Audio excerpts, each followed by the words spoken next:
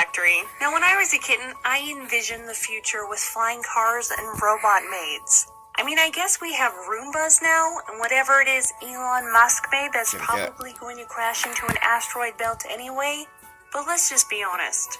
The future, for the most part, has been pretty disappointing. Except for maybe one great invention called the internet, which is a series of tubes invented by Al Gore. I took the initiative in creating the internet. The internet has replaced almost all annoying human interaction and has become a modern necessity for communication. It's also an addicting virtual haven where everyone has an equal opportunity to force their dickhead opinions onto others. I mean, at least it was, up until now. Meet the Anti-Defamation League and the Southern Poverty Law Center. Perhaps you're already acquainted with these shadowy totalitarian speech dictators who have been working with all of your favorite social media platforms in order to scrub the internet clean of hate. And by hate, what they really mean is when you hurt people's feelings, which at this rate will be a crime punishable by death by 2020. Now, these organizations are the reason for the recent purge of conservative and conspiracy YouTubers. Even though YouTube has said that this was just an accident, this was more than likely a beta test of the ADL's new hate speech index. The ADL recently admitted their creepy agenda in a very eerie video explaining how they're using AI technology to crack down on internet hate speech and to censor you for thought crimes.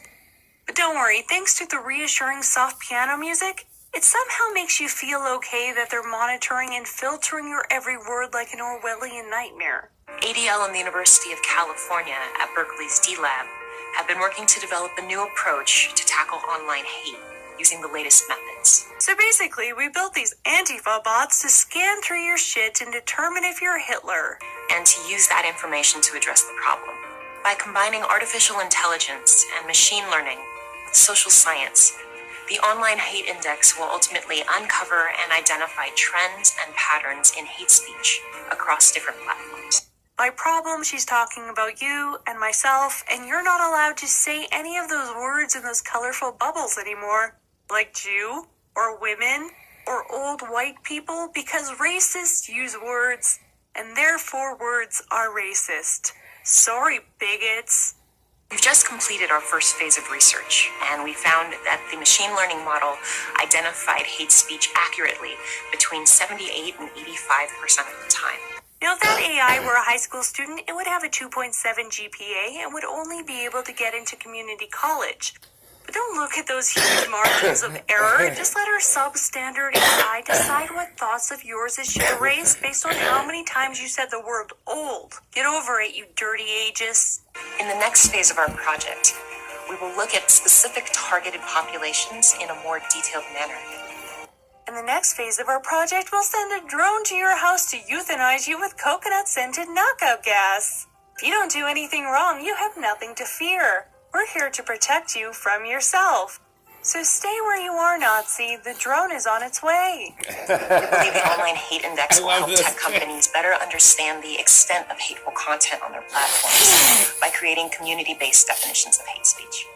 Why do they need to create community-based definitions of hate speech? Why not just, I don't know, use the First Amendment as a guide? If you need to delete or ban all arguments that go against your narrative for you to be right, maybe you're actually wrong. The ADL and the SPLC's motives are transparent. They're political organizations that use religion and identity politics as a smokescreen so they can call anyone who disagrees with them a bigot. The ADL is not a race or a religion, and it is not immune to legitimate criticism, which is why they need to be exposed. In 2013, J. M. Berger, an author, researcher, and former Brookings Institution expert, wrote that the Southern Poverty Law Center and the ADL are not objective purveyors of data. This is because the ADL and the Southern Poverty Law Center inflate their numbers to make it look like hate and anti-Semitic crime rates are far worse than they actually are. For example, the ADL counts these tombstones that were knocked over in a Jewish graveyard as an anti-Semitic attack, even though the police confirmed that they were damaged from environmental causes. The wind isn't anti-Semitic, and it's just like the inflated data I've seen from the feminist movement. The real statistics of these targeted crimes are bad enough. But when you create statistics based on inaccurate data, it just discredits your organization and actually does more harm than good.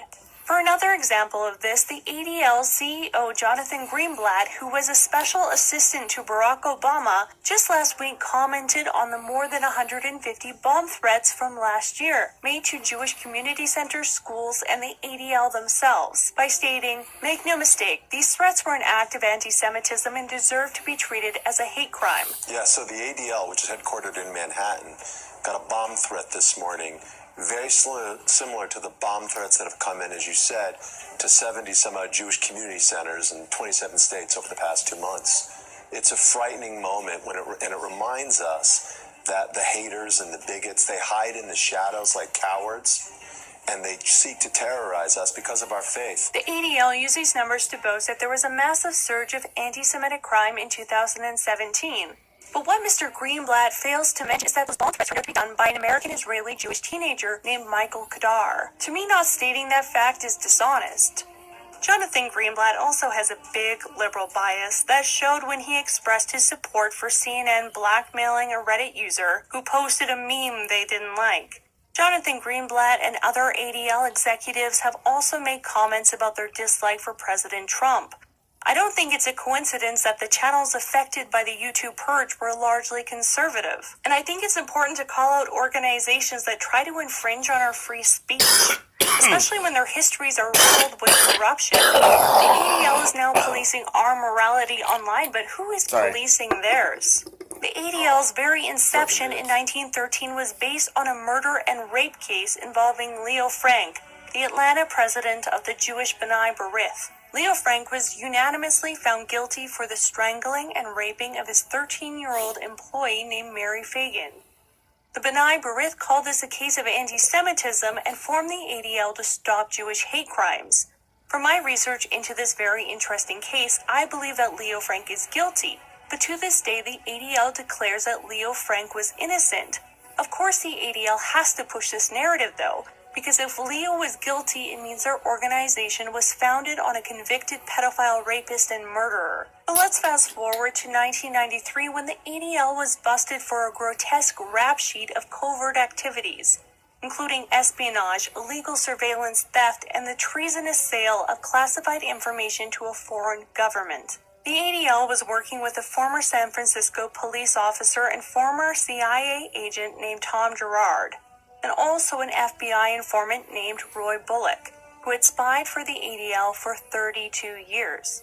Together, Girard and Bullock stole up to 12,000 individual police files linked to over 600 political activists and politicians from both the right and the left. The ADL used this information to spy on, harass, and intimidate groups like the ACLU, Arab American groups, Greenpeace, right-wing religious groups, and even members of the U.S. Congress, including Nancy Pelosi. Girard and Bullock sold some of this information to the South African government and may have sold or given information to the Israeli intelligence agency, the Mossad. And in an autobiography written by the ADL's general counsel, Arnold Forster, he specifically named the Mossad as having a close connection with the League. The ADL spy scandal was a very big story that was in every newspaper in 1993, yet it's been completely scrubbed from Google's newspaper archives. Isn't that a weird coincidence, since the ADL works with Google? Is this really the organization that should be in charge of monitoring and filtering millions of social media accounts? The ADL is not some little mom-and-pop organization. They have massive political influence around the world and have been the driving force behind several speech laws. They're a corrupt organization that hides behind religion and virtue as a mask to do whatever they want, but just to make sure that it's not actually anti-Semitic to criticize the ADL as an organization, I contacted a rabbi and fellow YouTuber named Joseph Kalikowski for an opinion on this topic. And he said, "I'm not much of a fan of the ADL or B'nai B'rith, but I don't know much about them either. Just that they are not religious organizations, or at least not religious in the way that I understand religion. The Southern Poverty Law Center is not any better than the ADL and may even be worse. They're scam artists. The SPLC itself is a hate group that at one point even listed Sleepy Ben Carson under their extremist files list. I like Ben Carson a lot, and there's absolutely nothing extreme about him. The SPLC will list Ben Carson, but they won't list actual domestic terrorists like Antifa. And as far as the SPLC's opinions on race, there is video footage of a speaker from the Southern Poverty Law Center admitting that the current shift in immigration will make whites a minority population in America. She says at this point it's unstoppable and it's been planned for a while. Limit entirely immigration and you can change the demographics, and you can't, because these are some things that have been planned for a while. So that's what it looks like around 2040, 2050, by 2050 for sure, but probably around 2043 or so. Who's been planning this for a while? Isn't that creepy? Anyway, these are the left-wing organizations that have current control over what we say, see, and hear on social media. We're no longer treated like adults who can make our own decisions. The internet is now bubble-wrapped whether we like it or not. Social media influences how people think and behave subconsciously. It's a powerful political tool. I mean, there were just dozens of articles pushed out by the mainstream news about how Russian AI used social media to subvert our democracy with hashtags and gays for Bernie coloring books. And that was framed as a travesty, but yet it's okay when those same platforms hire hard left groups to censor specific targeted political opinions and memes. Doesn't that seem like it might have an effect on political influence of our democracy as well? Well, yeah, I guess that's the whole point, right? Thank you for watching. Sorry this video took so long to make.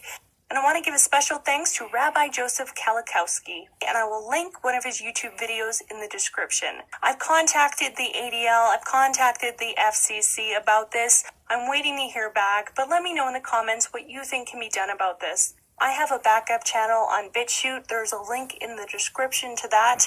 And I'll just keep making videos until I'm not allowed to anymore. Thank you so much and have a great night. Mew. She's awesome.